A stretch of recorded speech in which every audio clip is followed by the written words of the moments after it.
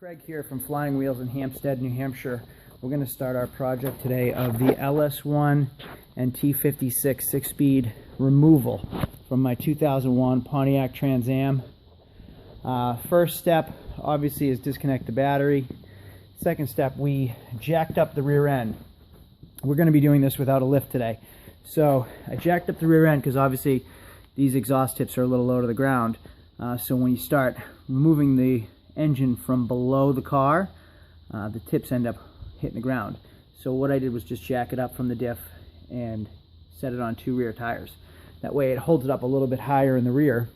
I will be lifting up the front, but let's do remove all the components from up top before we start going down below.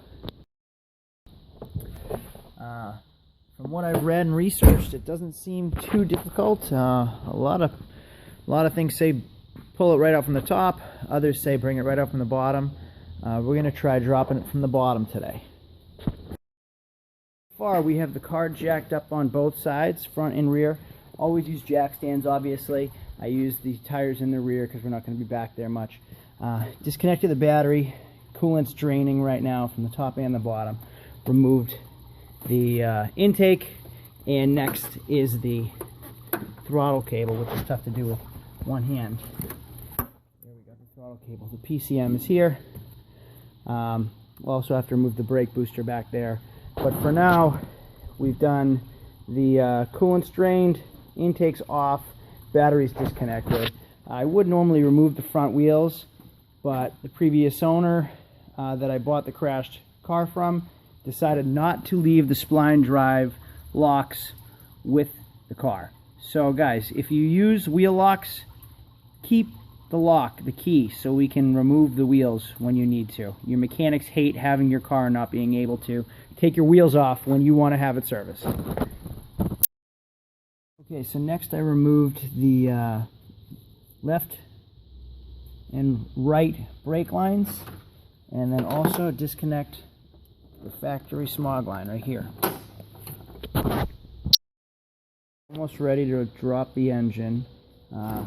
Last few items I did was remove the ground, two cables to the ground right there, as well as the fuel lines, and then I also removed the AC hoses, the AC lines. Next step is I'm removing the master cylinder. So you'll see here two 1/2-inch fittings and then two 5/8 inch nuts on the back of the master cylinder. I like to, this disconnected from the master cylinder as well. I like to label everything with a piece of Scotch tape. That way if I ever need to put anything back together, I know exactly what it goes to.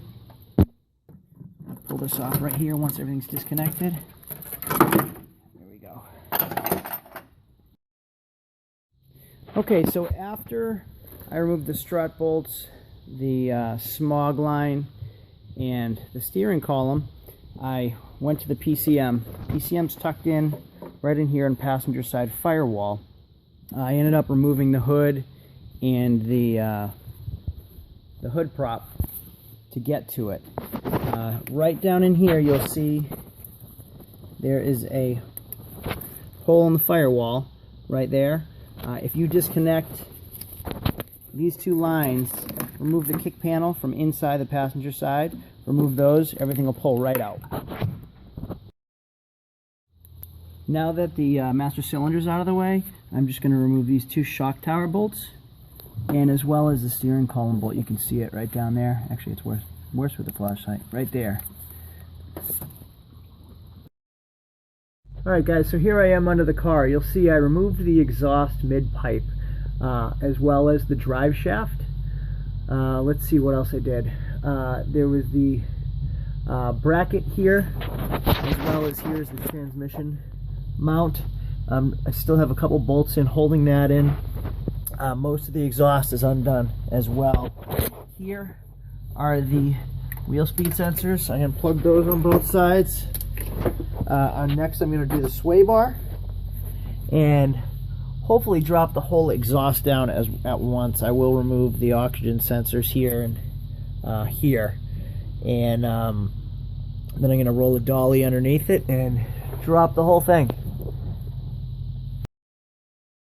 I removed the transmission cradle, also the torque arm, which is right here. I removed that and pushed that out of the way.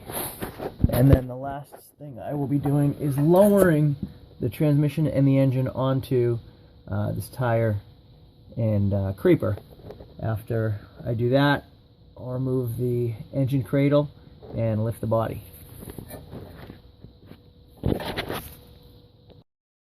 After removing the 6 18mm cradle bolts, 3 on each side, the motor should be ready to come out. Just we're going to pull it out slowly to make sure we haven't left any clips or harnesses to the body. Ready?